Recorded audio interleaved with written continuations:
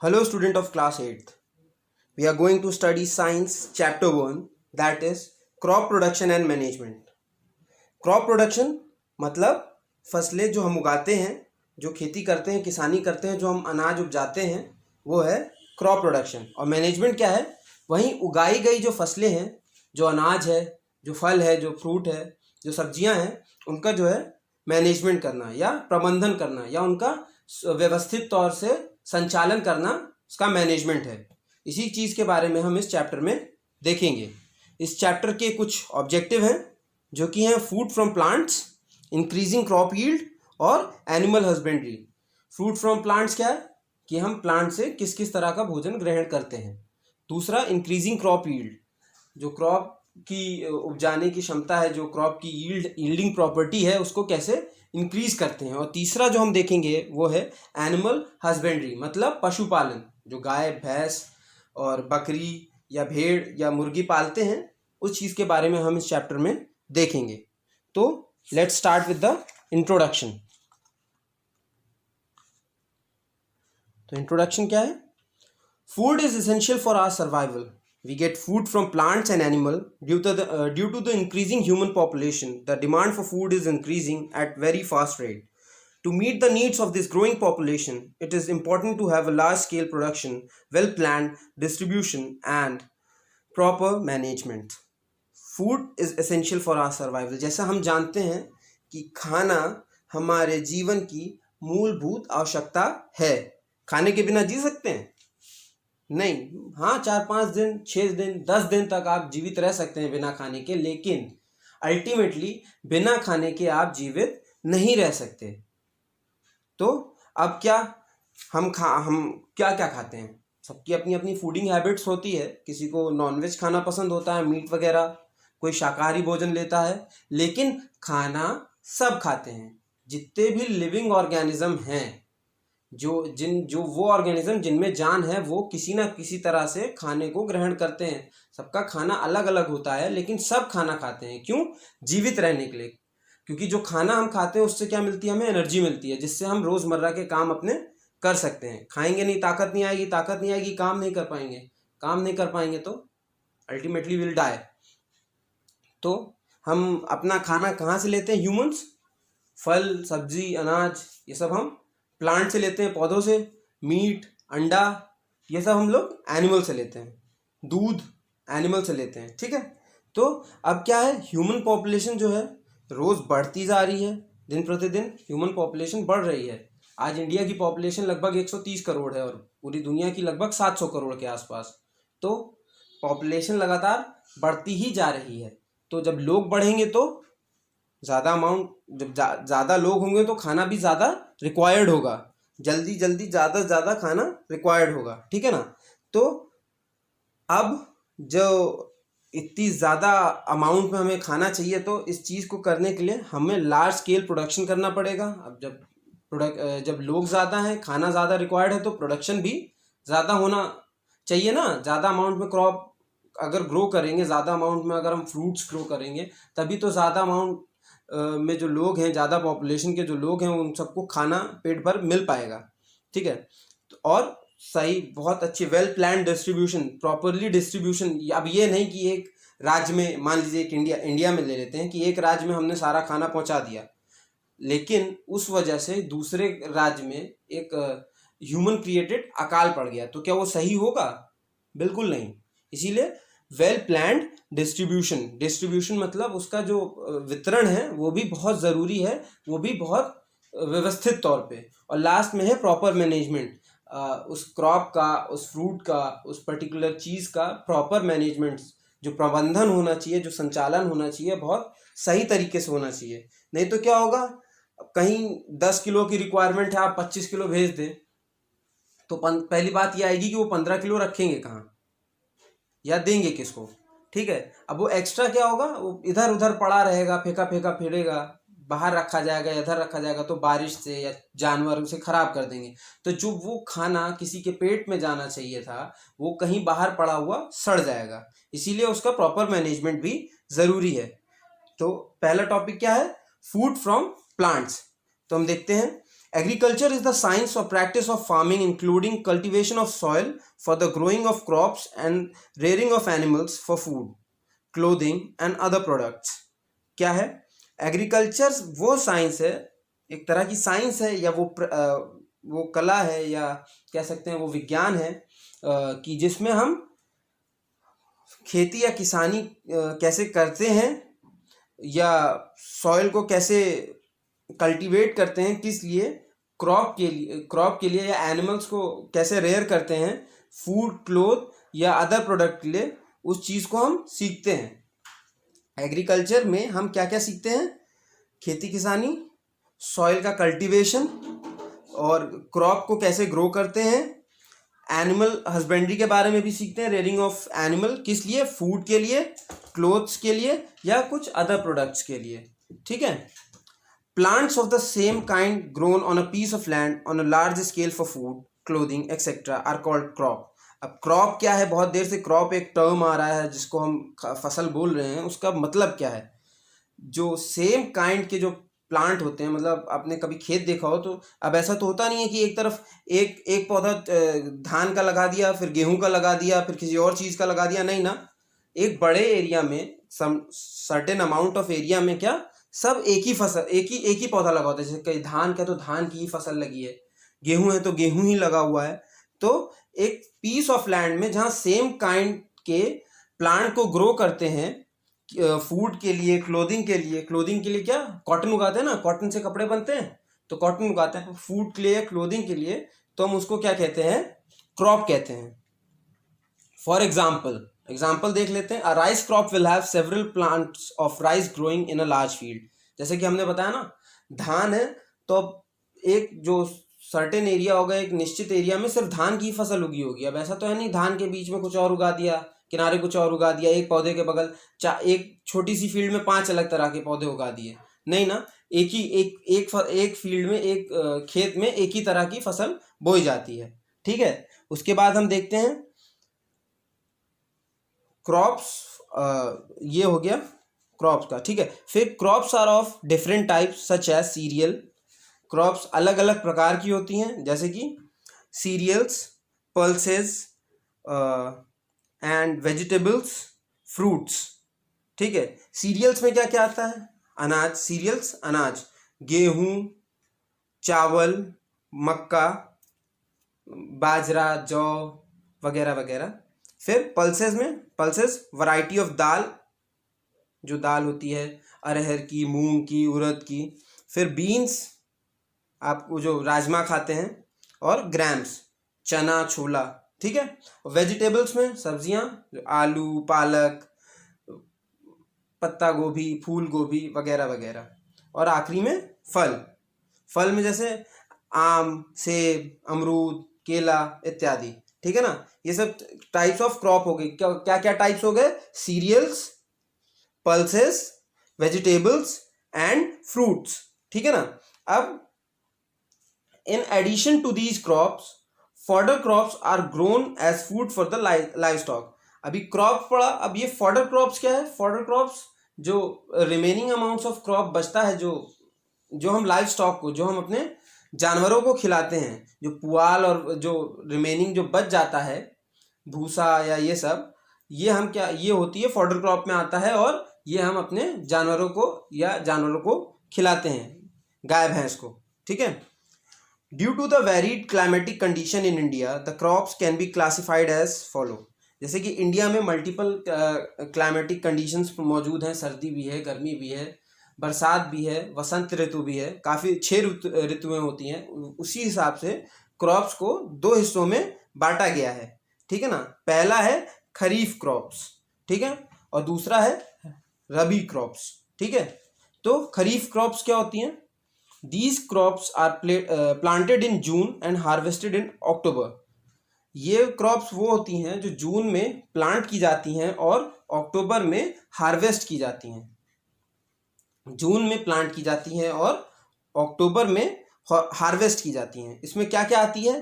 Paddy मतलब धान, चावल जिसे कहते हैं, maize, soybean, groundnut and cotton are some example of kharif crops. Kharif crops में कौन कौन सी आती है? पैडी, मेज, सोयाबीन, ग्राउंडनट एंड कॉटन। ये कुछ एग्जाम्पल हो गए खरीफ क्रॉप्स के। ठीक है, दूसरी क्रॉप्स क्या थी? राबी क्रॉप्स। राबी क्रॉप्स में क्या क्या आता है? These crops are planted in November and harvested in March. इसको हम नवंबर में प्लांट करते हैं, बोते हैं, और मार्च में इसको काट लेते हैं, इसको हार्वेस्ट कर लेते हैं। कौन कौन सी होती है rabi crops? Wheat, gram, mustard and peas are example of rabi crops.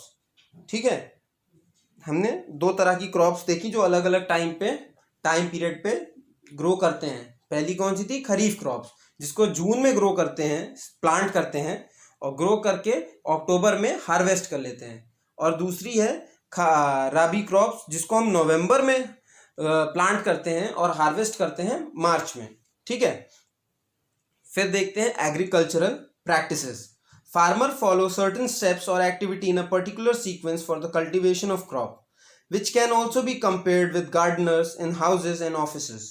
These methods are referred to as agricultural practices. The steps involved in these practices are as follow. अब जैसे खेत में कोई फसल उगाते हैं तो किसान सर्टेन एक्टिविटीज़ या सर्टेन स्टेप फॉलो करते हैं ना। अब ऐसा तो नहीं कि डायरेक्ट ही फसल उग जाती है या डायरेक्ट ही कुछ काम कर देते हैं तो फसल जादू से आ गई, नहीं ना। सर्टेन स्टेप्स को, सर्टेन प्रैक्टिसेस को वो फॉलो करते हैं, स्टेप बाय स्टेप काम करते हैं। अब ऐसा तो नहीं आप नर्सरी में एडमिशन लेके आके नर्सरी क्लास पढ़ के डायरेक्ट 12th में पहुंच जाएंगे, नहीं ना। Step by step, nursery, KG, first, second, third, fourth, step by step. वैसे खेती में, वैसे भी फसल बोने में और काटने में मल्टीपल स्टेप्स होते हैं जिनको फॉलो करना पड़ता है एक अच्छी फसल उगाने के लिए। ठीक है, हम क्या देखते हैं यहाँ पे उनके स्टेप्स दे रखे हैं एग्रीकल्चर प्रैक्टिसेस के। क्या क्या है? सबसे पहला है प्रिपरेशन ऑफ सॉइल। सबसे पहले क्या करते हैं? मिट्टी तैयार करते हैं। अब खेत में सबसे पहले हम वहाँ की मिट्टी को तैयार करेंगे खेती करने के लिए। इसमें भी दो पार्ट होते हैं। पहला है टिलिंग और प्लोइंग। टिलिंग या प्लोइंग मतलब जो हल चलाते हैं उससे खोदना, हल से मिट्टी को खोदना या शफल करना, जिससे मिट्टी में जो अंदर ईंटें पत्थर हो या जो बड़े कंकड़ पत्थर हो वो बाहर निकल आए और वो हटाए जा सकें, जिससे प्लांट्स को कोई हार्म ना हो। दूसरा है लेवलिंग। जब हमने खोद लिया तो ऊबड़ खाबड़ हो गया ना, अब उसको लेवल बराबर करेंगे, समतल करेंगे कि हम उसमें अपना आगे का काम कर सकें।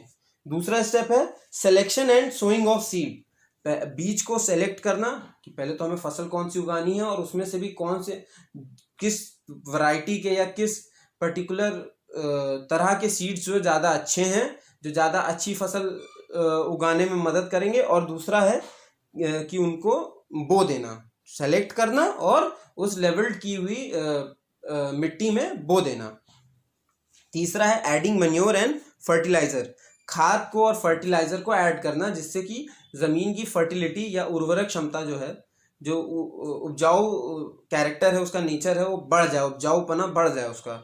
ठीक है, फिर आता है इरिगेशन। अब सब कुछ हो गया तो पानी देना तो ज़रूरी है। इरिगेट करना मतलब पानी का छिड़काव करना, पानी डालना।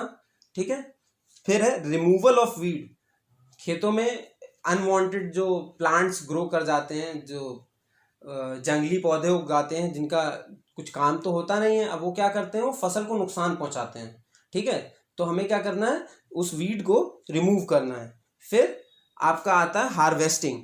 अब जब फसल वो मिट्टी प्लो कर दी, लेवल कर दी, बीज सेलेक्ट करके बो दिया, फिर खाद डाल दी, फिर पानी डाल दिया, फिर वीड हटा दिया, इतने टाइम में धीरे धीरे वो जो है फसल जो है ग्रो कर गई और बड़ी हो गई और अपना मैच्योर हो गई। उससे उसका जो फूड जो उसका एंड प्रोडक्ट था वो डेवलप हो गया। तो अब क्या करेंगे, हम हार्वेस्ट कर लेंगे, उसको फसल को काट लेंगे और फिर लास्ट में उसका क्या है, स्टोरेज। अब फसल काट के बाहर तो फेंक नहीं देंगे कि फेंक दिया हमने बस हो गया, उगाया, बना लिया, काटा, फेंक दिया, नहीं ना। उसको हम क्या इकट्ठा करेंगे, एक जगह संचय करेंगे, उसको इकट्ठा करके एकत्रित करके एक जगह सेफ जगह रखेंगे। फिर क्या मार्केट में जाता, हम भी घर लाते हैं। अगर सही से स्टोर नहीं किया जाएगा तो जो हम आपको बाहर जाके मार्केट में मिल जाता है इजीली, क्या वो मिल पाएगा? नहीं मिल पाएगा ना। ठीक है, तो आगे हम इन प्रोसेस के बारे में थोड़ा ब्रीफली पढ़ेंगे। सबसे पहला क्या था, प्रिपरेशन ऑफ सॉइल। मिट्टी को तैयार करना क्या है देखते हैं। Soil is the most important requirement for the crops to grow. Plants absorb water air and nutrients from the soil. Soil क्या है, सबसे इंपॉर्टेंट रिक्वायरमेंट है। भाई अब मिट्टी ही नहीं रहेगी तो फसल उगेगी कहाँ, हवा में तो उगेगी नहीं। तो मिट्टी क्या है, सबसे पहली और सबसे बेसिक रिक्वायरमेंट है प्लांट को ग्रो करने के लिए। दूसरा, प्लांट्स क्या क्या उससे क्या क्या लेता है, फिर प्लांट्स उससे वाटर लेता है, एयर लेता है और न्यूट्रिएंट लेता है। सॉइल से क्या क्या लेता है, प्लांट वाटर लेता है, एयर लेता है और न्यूट्रिएंट लेता है। जब मिट्टी नहीं होगी तो खड़ा कहाँ होगा, उगेगा कहाँ। जब उग गया तो बाकी सामान क्या, अब जमीन से खींचता है क्या, वाटर खींचता है, न्यूट्रिएंट्स खींचता है, एयर भी ले लेता है। ठीक है, फिर आगे देखेंगे। Plowing and leveling loosens the soil, making it porous. Therefore, soil is prepared before growing a crop so that the root can get adequate air, water, and nutrient.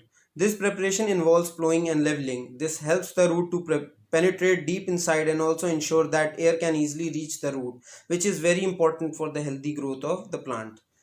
Ploughing और लेवलिंग से क्या होता है, मिट्टी ढीली हो जाती है, खुल जाती है और पोरस हो जाती है, मतलब बहुत स्पेशियस हो जाती है, उसमें छेद हो जाते हैं जिससे वो एयर का जो सर्कुलेशन है वो अच्छा हो सके, एयर अंदर आ जा सके। और जब एयर अंदर आ जा सकेगी तभी तो उसकी जो रूट है प्लांट की, उसको एयर सप्लाई मिल पाएगी। ठीक है ना। Therefore soil is prepared before growing a crop so that the root can get adequate air. इसीलिए सॉइल को प्रिपेयर किया जाता है जिसकी वजह से रूट को एडिक्वेट अमाउंट ऑफ, मतलब जितना उसको चाहिए रिक्वायर्ड अमाउंट ऑफ एयर उसको मिल सके। ठीक है, फिर इसकी प्रिपरेशन के लिए क्या क्या करते हैं, प्लोइंग करते हैं हल से, और फिर हल से हम लोग क्या खोदते हैं, उसके बाद उसको फट्टा डाल के, फट्टा प्लैंक देखा होगा आपने कि ट्रैक्टर के पीछे प्लैंक लगा के उसको लेवल करते हैं। प्लोइंग करने के बाद उसको लेवलिंग करते हैं। ठीक है ना। इसकी मतलब इससे क्या होता है, जो रूट होती है अच्छा गहराई में जा सकेगी प्लांट की। जब ज़्यादा गहरे में जाएगी तो अच्छा अच्छे से पानी खींच सकेगी, अच्छे से न्यूट्रिएंट खींच सकेगी। ठीक है ना। तो इतना है। फिर the loosened soil also help in the growth of friendly micro organism and earthworm. जो ढीली मिट्टी है, जो लूजेंड सॉइल है, जो खुदी हुई मिट्टी है, उससे क्या है, उससे जो गुड फ्रेंडली माइक्रो ऑर्गेनिज्म है, छोटे वाले जो माइक्रो ऑर्गेनिज्म है, फ्रेंडली जो अच्छे हैं, अच्छे फ्रेंड हैं जो नुकसान नहीं पहुंचाएंगे, उनकी ग्रोथ में भी और जैसे कि अर्थवॉर्म की ग्रोथ में हेल्प मिलेगी। ठीक है ना। Their presence further loosens the soil due to their movement in it. अब उनकी प्रेजेंस से जो सॉइल है और ढीली हो जाएगी। ठीक है ना, जो और अच्छा है। फिर earthworm also add humus to it as they consume dead leaves and their excreta makes the soil rich in different nutrient. earthworm क्या है, earthworm humus नाम का एक लेयर देता है। जो सॉइल में लेयर्स होती हैं, ओ हॉरिजन्स में आप पढ़ेंगे आगे चल के, ओ हॉरिजन, ए हॉरिजन, बी हॉरिजन, सी हॉरिजन। तो ओ हॉरिजन में ह्यूमस प्रेजेंट होता है, जो कि अर्थवॉर्म, मतलब अर्थवॉर्म उसको बढ़ाने में, कंटेंट बढ़ाने में यूजुअली हेल्प करता है। ह्यूमस बहुत न्यूट्रिएंट से भरपूर होता है और बहुत फर्टाइल एरिया होता है सॉइल का। ठीक है ना। ह्यूमस आता कहते हैं, मिलता कैसे है, अर्थवॉर्म जो डेड लीव्स या जो ये सब जो बाय प्रोडक्ट या प्लांट का जो कुछ टूट के गिर गया या ये सब है, वो जो खाता है और जब वो रिलीज करता है, जब वो एक्सक्रीट करता है, जब वो पॉटी करता है ना, तो उसकी पॉटी से ह्यूमस बनता है। ठीक है। फिर देखेंगे उसके जो ह्यूमस होता है बहुत क्या कहते हैं, बहुत न्यूट्रिएंट रिच होता है और बहुत फर्टाइल होता है, उसमें different types of nutrient present होता है। ठीक है ना। फिर micro organism on the other hand decompose the dead plants and animal which bring the nutrients present in them back into the soil. अब जो पौधा मर गया, जो पेड़ मर गया, तो माइक्रो ऑर्गेनिज्म क्या करते हैं, उसको डिकम्पोज करते हैं। डिकम्पोज करते हैं तो जो उसमें न्यूट्रिएंट था जो डेड में, अब वो पूरी तरह से डिकम्पोज हो गया, मिट्टी में मिल गया, तो वो न्यूट्रिएंट्स जो उस प्लांट में थे, डेड प्लांट में, वो वापस कहाँ चले आए, मिट्टी में। तो ये क्या करते हैं, ये भी मदद कर रहे हैं मिट्टी की फर्टिलिटी बढ़ाने में। ठीक है। फिर loosening also help the soil to retain moisture for longer duration. जो मिट्टी को ढीला कर देते हैं, खोद के प्लोइंग कर देते हैं, तो उससे क्या होता है, सॉइल को क्या कहते हैं, सॉइल की मॉइस्चर रिटेनिंग प्रॉपर्टी कैपेबिलिटी जो होती है बढ़ जाती है। मतलब पानी सोखने की और पानी देर तक अपने अंदर बचा रखने की क्षमता, उसकी मॉइस्चर होल्ड करने की क्षमता जो होती है बढ़ जाती है। फिर टिलिंग और प्लोइंग क्या है, It is the tilling or plowing. It is the process by which soil is turned, loosened, and shuffled. Plow, made of wood or iron, is used for tilling the soil and adding fertilizer in it. Plow and other tools such as hoe, harrow, sickle needed for the production of crops are called agricultural implements. Plows are drawn by either animal or through a tractor. Nowadays, plowing is mainly done with the help of cultivators, which save time and efforts. Tilling और ploughing क्या था? खोदना, वहीं हल की मदद से खोदना, हल चलाना मिट्टी पे। मोस्टली किससे चलवाते हैं? या तो जानवर चलाते हैं या तो ट्रैक्टर से चलता है। पहले बैल वैल चलाते थे, अब क्या ट्रैक्टर से चलता है, ठीक है ना। और भी जो क्या कहते हैं, जो सिकल है, हसिया, हैरो या हो, कुदाल उदाल जो है, उन जो यूज़ करते हैं उनको हम क्या कहते हैं? एग्रीकल्चरल इम्प्लीमेंट्स कहते हैं। किसको किसको? हल को, कुदाल को, हसिया को, इन सबको जो यूज़ होता है खेती किसानी में, उनको हम लोग एग्रीकल्चरल इम्प्लीमेंट कहते हैं। फिर क्या है, आजकल क्या कल्टीवेटर्स यूज़ होते हैं जिससे टाइम बचता है खोदने का। अब गाय बैल से चलवाएंगे, अगर आप बैल से अगर हल चलवाएंगे तो आपको ज़्यादा टाइम लगेगा। वहीं एक काम आप कल्टीवेटर से किसी मशीन के थ्रू करेंगे तो जल्दी ना हो जाएगा, ठीक है। दूसरा क्या है? लेवलिंग। अब प्लोइंग हो गई, खोद दिया खेत, अब क्या? Big chunks of soil called crumbs में रिमेन इन द सॉइल। अब खोद तो दिया, लेकिन अब जरूरी थोड़ा ना, कहीं कहीं बड़े बड़े ढेले मिट्टी के जो फूटे नहीं है वो रह गए। अब क्या? They are broken with the help of a plank. एक फट्टे की मदद से उसको तोड़ा जाता है या छोटे पार्ट्स में किया जाता है, ठीक है। किससे? या तो वुड से बना हो सकता है या तो आयरन का भी हो सकता है, ठीक है ना। फिर सॉइल को क्या करते हैं? लेवल करते हैं with the help of a leveller ready for sowing and irrigation. क्या? सॉइल को प्लो कर लिया, फिर लेवल करते हैं, क्या कहते हैं, लेवलर की मदद से। फिर क्या होता है? वो तैयार हो जाती है बोने के लिए और इरिगेशन करने के लिए। अब आगे का टॉपिक देखते हैं, selection and sowing of seed. Good quality and healthy seed should be selected to get good quality crops. The National Seed Corporation is involved in the production of good quality agricultural seed. अब अच्छी फसल के लिए seed का भी अच्छा होना ज़रूरी है, जो कि क्या कहते हैं, जो कि कहाँ से क्या कहते हैं, किसके द्वारा प्रोड्यूस होता है या कौन उसके प्रोडक्शन में इन्वॉल्व होता है? कौन होता है? National seeds corporation, NSC। ये क्या करता है? गुड क्वालिटी जो सीड्स होते हैं उनको प्रोड्यूस करने में हेल्प करता है या इन्वॉल्व होता है उनके प्रोडक्शन में, ठीक है। फिर after selection of seeds they need to be sown in the field. Sowing is the process of placing seed in the soil. While sowing seed, a few point must be kept in mind. अब seed का selection हो गया तो क्या, अब उनको खेत में बोएंगे। तो बोना क्या है? सोइंग क्या है? Sowing is the process of placing the seed in the soil. Sowing क्या है? सीड को जमीन में गाड़ देना या बो देना, ये प्रोसेस है सोइंग का। इसमें क्या होता है? बोते समय कुछ चीज़ें दिमाग में रखनी पड़ती हैं, जैसे क्या? डेप्थ है, डिस्टेंस है, ठीक है, कितनी गहराई में रखना है। Seed should be sown at the correct depth, neither too shallow nor too deep. न ज़्यादा गहराई में कि धूप ही नहीं मिल पा रही है, चीज़ें नहीं मिल पा रही हैं, दब गया मिट्टी के नीचे, न ज़्यादा ऊपर कि जानवर लेके चला गया, ना क्या कहते हैं, ग्रो ही नहीं कर पाया, मिट्टी पकड़ ही नहीं पाया, ठीक है। और फिर distance, seed should be sown at an appropriate distance from one to another so that the plant get proper amount of sunlight, nutrients and water from the soil. Overcrowding may result in competition for air, sunlight and nutrient among the young plants and the emerge from these seeds. Proper distance पे रखने से क्या होगा? दोनों में competition नहीं होगा। जैसे कि अब एक बेंच पे एक चेयर है, उस पर हम कहते हैं 2 बच्चों को बैठना है, तो अब दोनों क्या कंफर्टेबली बैठ पाएंगे? नहीं बैठ पाएंगे। तो अगर हम 2 चेयर रख दें, दोनों आराम से बैठ सकते हैं, दोनों के पास अपना स्पेस होगा।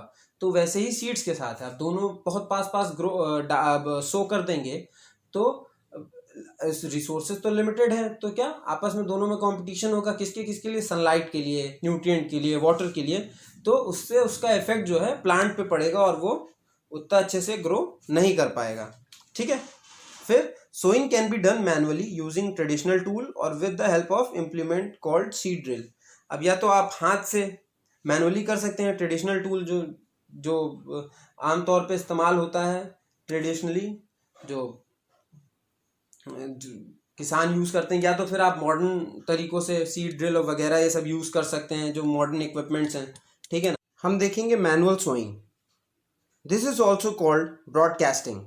This involves direct sprinkling of seed into the soil which get distributed unevenly.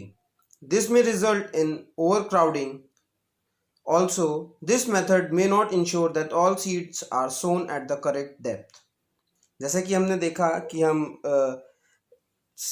बीज को बो रहे हैं तो दो काफ़ी तरीके थे, जिसमें से मैनुअल सोइंग जो मतलब हम अपने हाथों से करते हैं, ह्यूमनली करते हैं अपनी तरह से। इसमें क्या करते हैं, इसको ब्रॉडकास्टिंग भी कहते हैं मैनुअल सोइंग को। इसमें क्या कहते हैं, हम सीड्स को ऐसे फेंकते हैं, हाथ से छितराते हैं, स्प्रिंकल करते हैं। लेकिन ये मतलब बहुत शॉर्ट तरीका नहीं है कि सीड्स जो हैं डेफिनेटली जो हैं एग्जैक्ट जगह पे या एग्जैक्ट सर्टेन डिस्टेंस को मेंटेन करेंगे या एग्जैक्ट डेप्थ में जहाँ पे आपको चाहिए वहाँ पे जाएंगे। तो ये जो प्रोसेस है उतना अच्छा नहीं है, क्योंकि अगर प्रॉपर डिस्टेंस नहीं होगा, प्रॉपर डेप्थ नहीं होगी, तो प्लांट जो है अच्छे से ग्रो नहीं कर पाएंगे। जब अच्छे से ग्रो नहीं करेंगे, क्रॉप अच्छे से ग्रो नहीं करेगी, तो एंड प्रोडक्ट जो ग्रेन्स है, जो फ्रूट्स हैं, जो वेजिटेबल है, वो अच्छे से कैसे मिलेगा। तो मैनुअल स्विंग पहले यूज़ करते थे, लेकिन जो इसका डिस्ट्रीब्यूशन है, सीड्स का डिस्ट्रीब्यूशन अनइवन है, इसलिए ये प्रोसेस उतना अच्छा नहीं है। ट्रेडिशनल टूल्स क्या हैं? For many years, farmers were using traditional tools for sowing seed. A traditional tool is a shaped like funnel attached to a pipe-like structure. This funnel is filled with seed, which pass through the pipe, having a sharp end. This sharp end pierces the field and places the seed there. Traditional tool जो पहले के time में, जब हम modern नहीं थे, ज़्यादा equipment नहीं थे, तो तब किसान यूज़ करते थे। यूजुअली अब भी बहुत जगह यूज़ करते हैं जिनके पास ज़्यादा पैसे नहीं है वगैरह। क्या करते हैं, एक पाइप ऐसा होता है, ट्रेडिशनल क्या होता है, फनल जैसा होता है, उसमें पाइप लगी होती है, जैसे कुप्पी देखी है, कुप्पी के नीचे पाइप जैसी लगी होती है और उसका एंड पे शार्प एंड होता है। तो उस फनल में भरा होता है सीड और उस पाइप के थ्रू जाता है, और एंड जो होता है शार्प एंड होता है, जो मिट्टी को हटाता है और उसमें बीज चला जाता है, ठीक है। सीड ड्रिल क्या है? ये मॉडर्न इक्विपमेंट है। अब ट्रेडिशनल टूल था, फनल शेप था, पाइप था। अब सीड ड्रिल क्या है? It is a modern tool used for sowing. This is attached to the tractor. The advantage of using this tool are as follow. अब ये है, क्या कहते हैं इसको, क्या बोने के लिए यूज़ होता है और ट्रैक्टर में पीछे अटैच कर देते हैं और ट्रैक्टर चलता है, ये भी चलता है, तो जल्दी होगा। अब इसके एडवांटेज कुछ दिए हैं, हम देख लेंगे। It shows the seed uniformly eight equal distance and depth. ये जो है सीड को यूनिफॉर्मली इक्वल डिस्टेंस पे और इक्वल डेप्थ पे सो करता है, बराबर दूरी पे और उचित गहराई में सो करता है, ठीक है। फिर it ensures that the seed get covered with the soil after sowing. फिर इसके बाद ये पक्का ये सुनिश्चित करता है कि जब सीड बो दिया है तो वो मिट्टी को, उस सीड को मिट्टी से ढक दे। और it also save times and labour. अब ठीक है, मान लीजिए बड़ा खेत करना है आपको, बोना बड़े खेत में बीज, तब एक आदमी एक एक करके अगर बीज बोता जाएगा तो उसको बहुत टाइम लगेगा, और सबकी डेप्थ भी बराबर रखनी है, सबका क्या कहते हैं डिस्टेंस भी बराबर रखना है, तो बहुत टाइम लगेगा। लेकिन अब क्या है, अगर आपके पास सीड ड्रिल है तो आप वही काम बड़ी जल्दी कर सकते हैं, आप मेहनत बचा सकते हैं, ठीक है ना। This prevent the seed getting damaged और eaten up by the bird. अब जब वो मिट्टी से ढक जा रहा है, प्रॉपर डेप्थ में है, तो ये अब तब चिड़िया, अब ऊपर रहेगा तो चिड़िया देखेगी, चिड़िया खा गई बीज खा गई, तो फसल कहाँ से आएगी। लेकिन अब क्या है, जब वैसे सीड ड्रिल के थ्रू किया तो ढक जाता है मिट्टी से, प्रॉपर डेप्थ में होता है, प्रॉपर डिस्टेंस में होता है, और बाकी जो जीव जंतु हैं उनसे भी बचाता है कि वो खा ना ले, ठीक है ना। फिर हम देखेंगे adding manures and fertilizers. As crop grows in the fields, the nutrients are slowly used up. As a result, the level of the nutrients in the soil may decrease. To avoid this situation, farmers add manure and fertilizers to the soil while preparing the soil. क्या है इसमें, हम अभी तो हमने गड्ढा खोद दिया, खेत को खोद दिया, प्लो कर दिया, फ्लैट कर दिया, बीज बो दिया। अब क्या है, जब मिट्टी है, मिट्टी में हम क्रॉप्स ग्रो करते जा रहे हैं, तो जो उसके अंदर का न्यूट्रिएंट है उसका लेवल क्या होगा, डिक्रीज होगा। क्यों? क्योंकि क्रॉप जो है उसमें से न्यूट्रिएंट अब्जॉर्ब ना कर रही है, तो एक टाइम के बाद उसमें से डिक्रीज हो जाएगा, कम होने लगेगा। तो क्या करते हैं, उस चीज़ का कॉम्पनसेशन के तौर के उस चीज़ के सब्सटीट्यूशन पे क्या करते हैं हम लोग, मैन्योर या फर्टिलाइजर सॉइल्स में ऐड करते हैं, जिससे उसकी फर्टिलिटी डिक्रीज ना हो, मेंटेन रहे उसी लेवल पे और क्रॉप अच्छे से ग्रो कर सके। फिर हम देखेंगे मैन्योर। मैन्योर क्या है? Manure is an organic substance which can be obtained by the decomposition of plant and animal waste. For example, leaves, dry grass and plant parts mixed with cow dung from an essential manure. Farmer prepares this in the corner of their agricultural land. All the plant waste and animal excreta are dumped in the pit, covered with dry leaves and allowed to decompose. Decomposition is a chemical process that takes place with the help of microorganisms, resulting in the production of organic manure. क्या है इसमें? Manure एक organic substance है जो कि क्या कहते हैं, किससे बनता है? प्लांट और एनिमल वेस्ट को मिला के जब वो डिकम्पोज होता है तो उससे मिलके बनता है।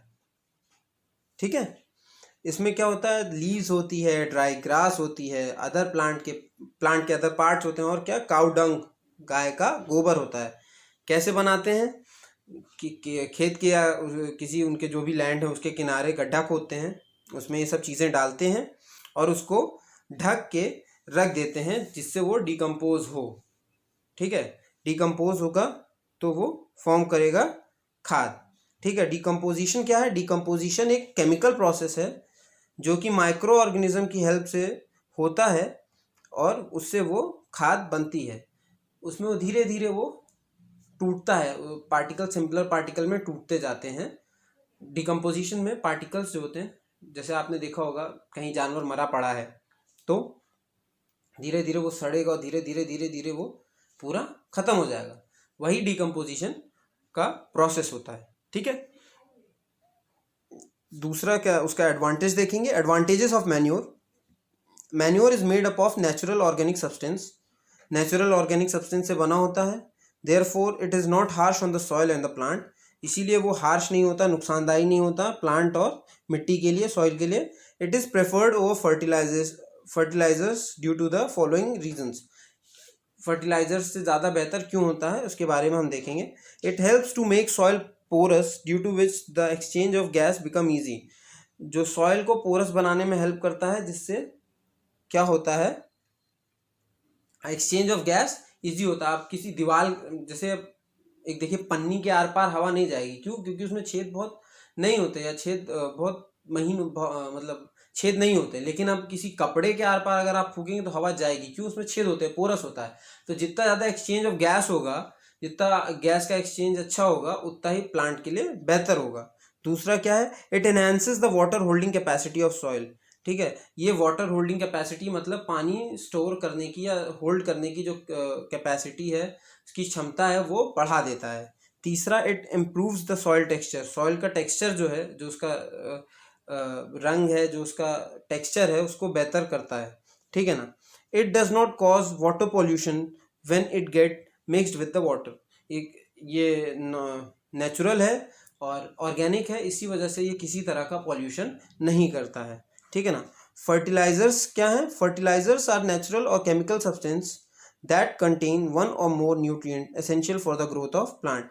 नेचुरल या केमिकल सब्सटेंस होते हैं जिसमें एक या एक से अधिक न्यूट्रिएंट जो प्लांट की ग्रोथ के लिए ज़रूरी है प्रेजेंट होता है।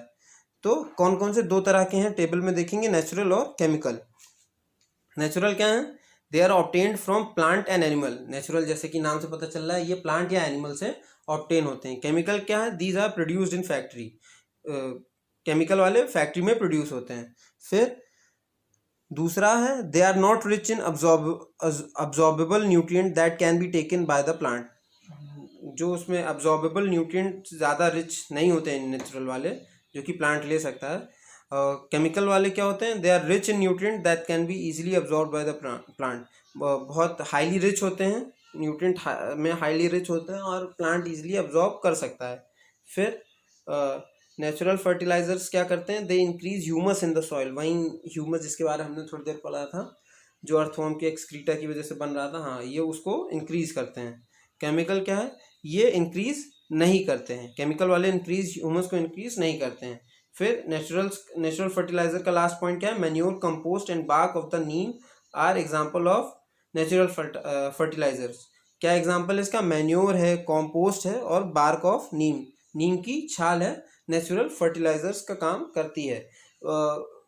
मैन्योर तो अभी पढ़ा, कॉम्पोस्ट वही, कॉम्पोस्ट जो गड्ढा खोद के उसमें डाल देते हैं चीज़ें, उसको डिकम्पोज होने देते हैं, उसके बाद यूज़ करते हैं, वही कॉम्पोस्ट होता है, ठीक है ना। उसके बाद केमिकल क्या है? केमिकल फर्टिलाइजर्स क्या हैं? Urea, potash and NPK. NPK क्या है? Nitrogen, phosphorus, potassium are examples of chemical fertilizers, ठीक है ना। केमिकल फर्टिलाइजर्स का एग्जाम्पल है। अब आगे देखेंगे हम लोग। फिर chemical fertilizers may be get washed in the water bodies, this is known as leaching. This harms the aquatic animal, so the overuse of chemical fertilizers should be avoided.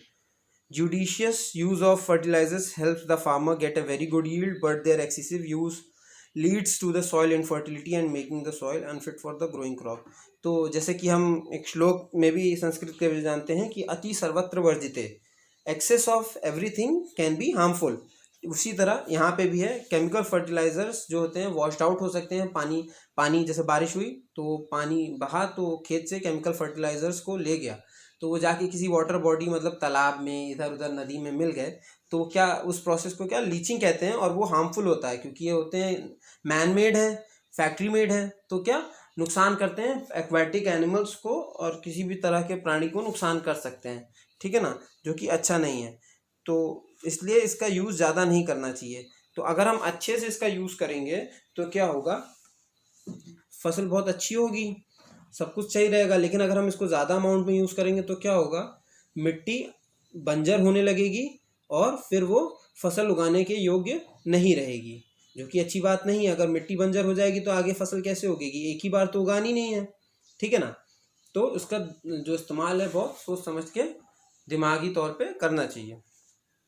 फिर आता है अगला पॉइंट, इरिगेशन। इरिगेशन क्या है? After sowing seeds need water for their growth. भाई वो बोने के बाद अब उसको पानी भी तो चाहिए, प्लांट को बढ़ने के लिए पानी ना चाहिए, पानी रिक्वायर्ड है। तो rainfall is one of the main source of water for crops. बारिश जो है मेन सोर्स है फसलों के लिए, पानी के लिए। लेकिन हम हमेशा बारिश पे तो डिपेंड हो नहीं सकते। हर टाइम तो बारिश होती नहीं है कि हर टाइम बारिश हो रही है, जब तुम्हें चाहिए तब तुम बोल दिए बारिश हो गई। बारिश ऐसे तो होती नहीं है, वो अपने टाइम पे होगी। तो हर टाइम आप बारिश पे निर्भर नहीं हो सकते हैं वाटर की सप्लाई के लिए। तो as one can not always depend on rainfall, other ways of supplying water to the crop has been developed. उसके लिए हम लोग ने अपने अलग अलग तरीके डेवलप कर लिए हैं। The supply of water to plant at regular interval for assisting the growth of crop is called irrigation. Irrigation क्या? सप्लाई ऑफ वाटर की सप्लाई प्लांट तक एक निश्चित अंतराल पे, समय के अंतराल पे जब हमें रिक्वायर्ड हो, ठीक है ना, ग्रोथ, फसल की ग्रोथ के लिए, उस प्रोसेस को क्या इरिगेशन कहते हैं। इरिगेशन कौन सा प्रोसेस है? सिंचाई कौन सा प्रोसेस है कि प्लांट तक पानी आना निश्चित अंतराल पे जब हमें रिक्वायर्ड हो, किस लिए? फसल की ग्रोथ के लिए। उस प्रोसेस को इरिगेशन कहते हैं, ठीक है ना। इरिगेशन के लिए हम for irrigation water is obtain from well, river, lake and tube wells. कहाँ से हम पानी लेते हैं इरिगेशन के लिए? कुएं से, रिवर से, झील से, लेक से जिसे कहते हैं, और ट्यूबवेल से, ठीक है ना। Irrigation is done using 2 methods, 2 तरीके से हैं, या तो ट्रेडिशनल और एक है मॉडर्न। ट्रेडिशनल क्या है? These methods are cheaper as cattle and human labour are used but not very efficient as they lead to wastage of water. These methods are as follow. ये क्या है भाई? पुराने मेथड्स हैं, थोड़े सस्ते हैं, पहले यूज़ होते थे, और क्या कहते हैं, इंसान और जानवर की मेहनत लगती है, कैटल मतलब गाय बैल की, ठीक है ना, और बहुत एफिशिएंट नहीं है, पानी का वेस्टेज होता है। कुछ जो मेथड है वो ये है, मोट, पुली सिस्टम जिसको कहते हैं, फिर चेन पंप है, ढेकली है, राहत है, वाटर व्हील, ठीक है। ढेकली देखिए 1.8 टेबल में बना है, 1.7 फिगर में राहत बना है, वाटर व्हील, ठीक है ना। ऐसे गोल गोल घूमता है, ऐसे पानी, बाल्टी की एक व्हील लगी होती है जो कि अटैच्ड होती है एक बैल और वो लकड़ी से, और वो बैल गोल गोल ऐसे गोल गोल लकड़ी लेके घूमता है और वो व्हील चलती है, वो पानी निकलता जाता है, ठीक है ना। फिर 5वां है कैनाल इरिगेशन, जो कैनाल बनाते हैं हम, और छठा है फरो इरिगेशन, जो का फिगर में दे रखा है 1.6 में, ठीक है ना। फिर आता है modern methods. Modern methods of irrigation are economicals, सस्ते होते हैं। They save water from being wasted. These methods are as follow, ये सस्ते होते हैं, पानी बचाते हैं नुकसान होने से। और ये जो मेथड्स हैं कुछ हैं। पहला है sprinkler system. Sprinkler have perpendicular pipe with rotating nozzles. This system involves pumping water under pressure and spraying it over the crops like rain. It helps in the even distribution of water on the crops. ऐसे लंबी pipe पड़ी होती है, उन pipe से perpendicular मतलब ज़मीन से उठे हुए, ऊपर की तरफ उठे हुए पाइप लगे होते हैं और उसमें नोजल लगे होते हैं जो रोटेट हो रहे होते हैं। तो पानी का बारिश की तरह ये बना दिखाते हैं और प्रॉपर इक्वल और इवन डिस्ट्रीब्यूशन होता है। हर क्रॉप पे बराबर अमाउंट में पानी जाता है, जिससे किसी को कम ज़्यादा नहीं होता और वेस्ट नहीं होता है, ठीक है। दूसरा है drip system. It involves the usages of pipe with small holes. These holes deliver water drop by drop at the base of each plant. This is the best irrigation system in the area where there is water scarcity. अब ये क्या है, ये भी pipe लंबी से होती है, इसमें बहुत छोटा छोटा छेद होता है हर प्लांट के पास, बेस पे ये छोटा छोटा छेद होता है जिसमें ड्रॉप बाय ड्रॉप पानी जाता है। और ये उस जगह के लिए सबसे बेस्ट सिस्टम है जहाँ पे पानी की बहुत कमी है। इससे पानी वेस्ट भी नहीं होगा और आपका जो पानी है एग्जैक्ट आपके प्लांट को मिलेगा, इधर उधर जाने के बजाय, ठीक है ना। फिर care must be taken not to water the field excessively. Excess water on the field में cause a condition called water logging which may harm the crops by decreasing the amount of air available to the roots and leading to an increase in the salt content of the soil. अब देखिए फिर वही बात आ गई, अब पानी भी ऐसा नहीं है कि पानी पीना है तो ज़्यादा ही डाल दिया, ज़्यादा पानी डाल देंगे तो वाटर लॉगिंग हो जाएगी, पानी भर जाएगा, एकत्रित हो जाएगा। उससे क्या होगा, अब उससे रूट का जो एयर एक्सचेंज है, जो रूट एयर ले रही थी वो कट ऑफ हो जाएगा, उससे अवेलेबिलिटी ऑफ जो ऑक्सीजन है टू रूट्स कम हो जाएगी, एयर जो है एयर है कम हो जाएगी, ठीक है ना। जब एयर से उसकी एयर की अवेलेबिलिटी कम हो जाएगी और क्या हो सकता है इसमें, सॉइल सॉल्ट कंटेंट जो है सॉइल में बढ़ सकता है। तो ये हमारे लिए सही चीज़ नहीं है, ये हमारे लिए नुकसानदायक चीज़ है, ठीक है ना। तो ज़्यादा पानी भी नहीं डालना है। फिर ब्रीदर्स है, यहाँ पे हम देखेंगे ट्रू फॉल्स है और ये सब, ये इसको आप खुद से करने की कोशिश करें और या तो फिर हम इसे नेक्स्ट वीडियो में आप तक पहुँचाएंगे, ठीक है। फिर आते हैं हम रिमूवल ऑफ वीड। वीड क्या था, जो बेमतलब के जंगली पौधे जो खेत में उगाते हैं, जिनका कोई काम नहीं होता है लेकिन वो हमारी फसल को नुकसान पहुंचा सकते हैं, और वो होते हैं वीड, और उनके निकालने के प्रोसेस को हम वीडिंग कहते हैं, ठीक है ना। तो हम देखते हैं, some undesirable plant also grow along with the crop. These plants are known as weed. वही बात, जो कुछ अनचाहे पौधे जो हमारी फसल के साथ उगाते हैं उनको वीड कहते हैं, ठीक है। ग्रास, वाइल्ड ओट, अमरैंथस आर सब एग्जाम्पल ऑफ वीड, ठीक है ना। घास, जंगली पौधे, अमरांथस जिसे चौलाई कहते हैं, वीड का एग्जाम्पल है, ठीक है ना। Weed starts competing with the crops for air, sunlight and nutrients. अब ये उसके साथ उग गए हैं तो उसके साथ compete करते हैं कि हमें ज़्यादा मिल जाए, फसल से compete करते हैं कि इनको सनलाइट, इनको न्यूट्रिएंट, इनको वाटर ज़्यादा मिले। तो अगर इनको सब कुछ ज़्यादा मिलेगा तो हमारी फसल को कम मिलेगा। तो जो फसल से हमें फ़ायदा हो रहा है, जो फसल को हमने उगाया है, जिस पे मेहनत की है, वो अच्छे से उगेगी नहीं तो खाएंगे क्या, सब अगर ये ले जाएंगे। तो हम इसको निकाल के फेंक देते हैं जिससे कि हमारी फसल को रिक्वायर्ड चीज़ें हेल्दी अमाउंट में मिल सकें, ठीक है।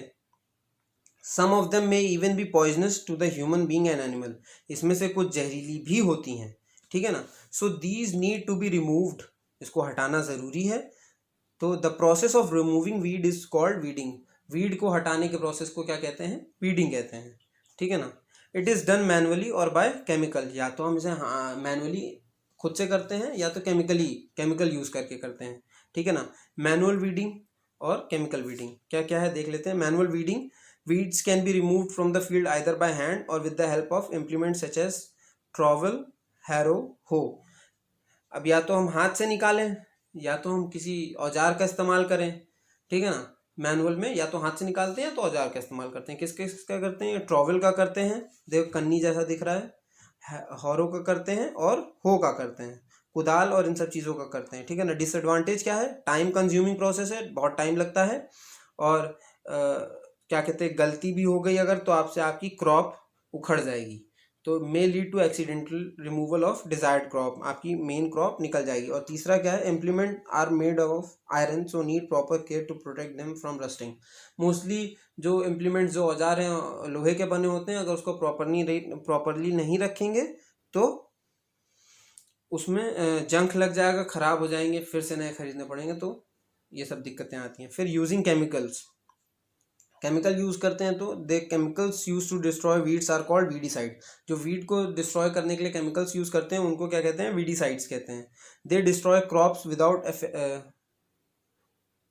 दे destroy weeds without affecting the crops, इसमें क्रॉप्स लिखा है, गलत लिखा है। दे destroy weeds without affecting the crops, weeds को डिस्ट्रॉय करता है और क्रॉप्स को बिना हार्म पहुंचाए, हार्म नहीं पहुंचाता है, ठीक है ना।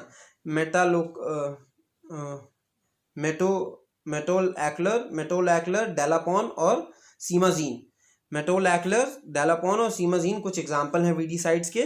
सम animals such as rat and insect also damage the crop.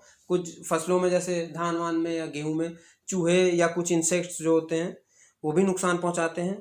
तो जो जो एनिमल होते हैं उनको पेस्ट कहते हैं।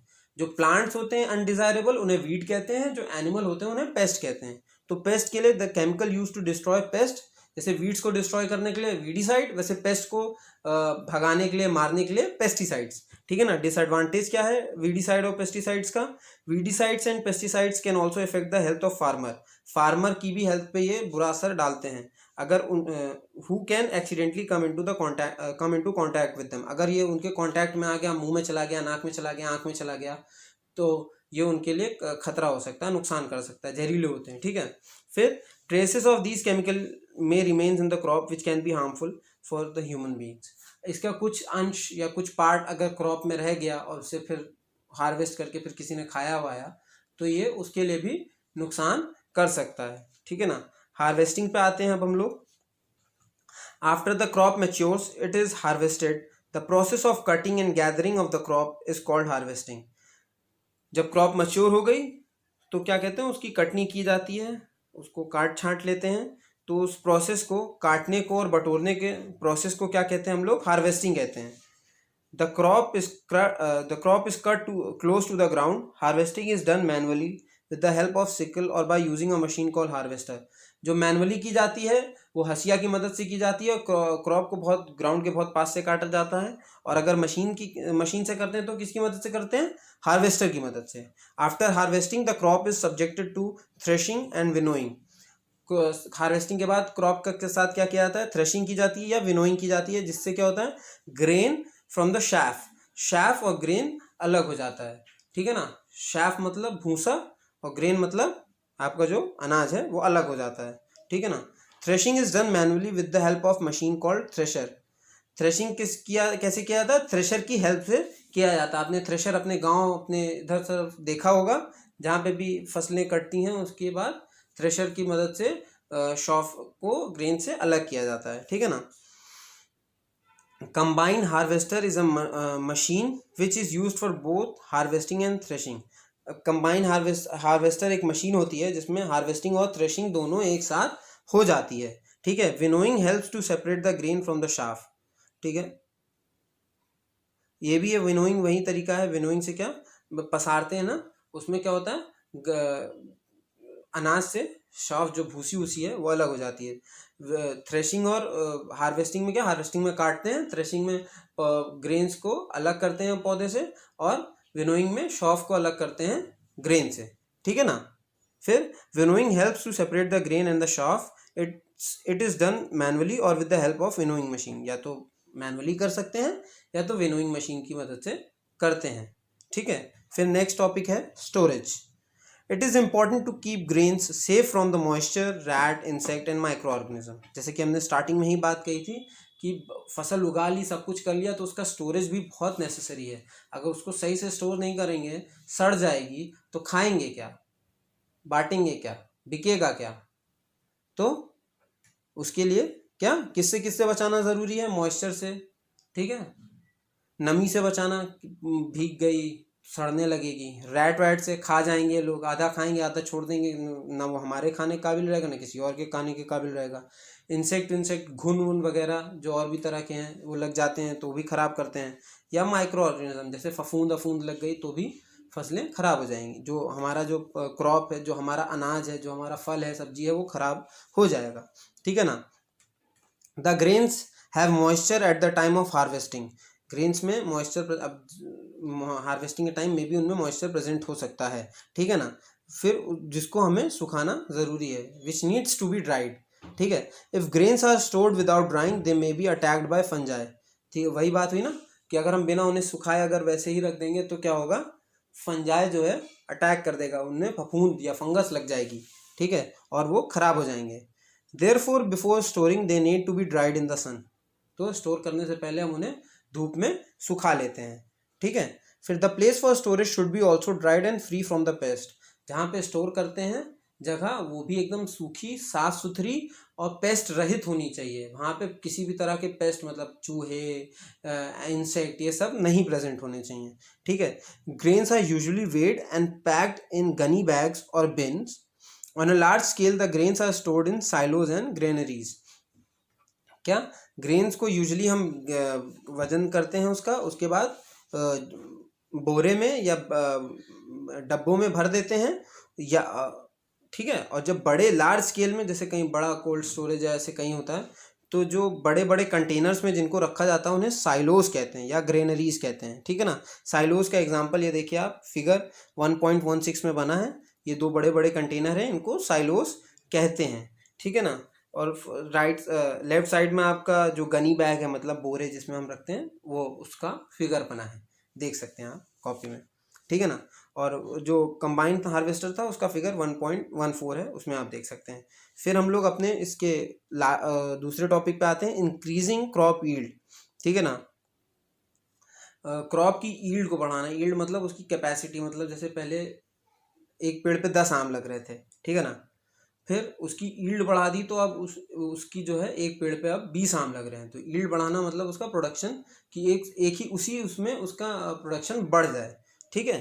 तो क्या है, to increase the crop yield mixed cultivation and crop rotation techniques are use. Crop yield को बढ़ाने के लिए क्या क्या तरीके यूज करते हैं, मिक्स्ड कल्टीवेशन और क्रॉप रोटेशन, ये दो टेक्निक यूज करते हैं जिससे कि क्रॉप यील्ड बढ़ जाती है। ठीक है ना, बढ़ सकती है, बढ़ जाती है।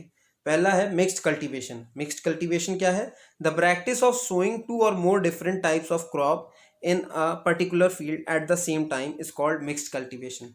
जैसे कि नाम से पता चल रहा है मिक्स्ड मतलब किसी दो चीज़ को मिला रहे हैं। क्या है इसमें, क्या मिला रहे हैं उसको ज़रा सा देखेंगे कि जब हम बो रहे हैं, सोइंग हो रही है, तो दो या दो से अधिक तरह की क्रॉप्स को एक साथ, दो या दो से अधिक तरह की क्रॉप्स को एक साथ एक फील्ड में उगाना सेम समय पे मिक्स्ड कल्टीवेशन होता है। मतलब कि जैसे कि आम और अमरूद का पेड़ एक साथ लगा देना, एक ही फील्ड में आम और अमरूद का पेड़ लगा देना। ठीक है ना। लेकिन इसके कुछ तरीके, कुछ लिमिटेशंस, कुछ रिक्वायरमेंट्स होगी जिसको हम आगे चल के पढ़ते हैं। ठीक है ना। Crops are chosen in such a way that the nutrient requirement of one crop is fulfilled by the other. देखा, बात आ गई ना कि ऐसे नहीं कोई भी दो क्रॉप उठा ली, ऐसी क्रॉप उठाएंगे जिसमें क्या है, दोनों की जो न्यूट्रिशन रिक्वायरमेंट है एक दूसरे की पूरी कर रहे हैं। मान लीजिए एक क्रॉप ए है और एक क्रॉप बी है।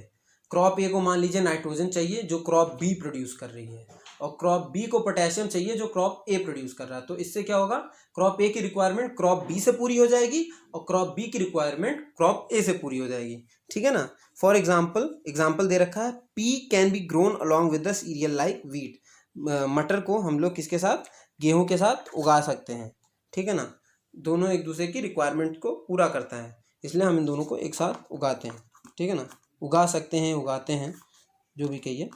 फिर आपका आता है crop rotation. The practice of growing two और more different crop in same field after the other is called crop rotation. Crop rotation क्या है कि सेम तरह की क्रॉप, डिफरेंट तरह की क्रॉप सेम फील्ड में उगाना, लेकिन पहले क्या एक साथ उगा रहे थे, अब अलग अलग करके। पहले गेहूं उगाया, फिर वेट किया, फिर चावल उगाया, फिर वेट किया, फिर अलग उगाई। ठीक है ना। ये रोटेशन क्या, रोटेशन वाला पढ़ा है ना। रोटेशन से क्या, घूम रहा है, साइकिल चल रही है। ठीक है ना।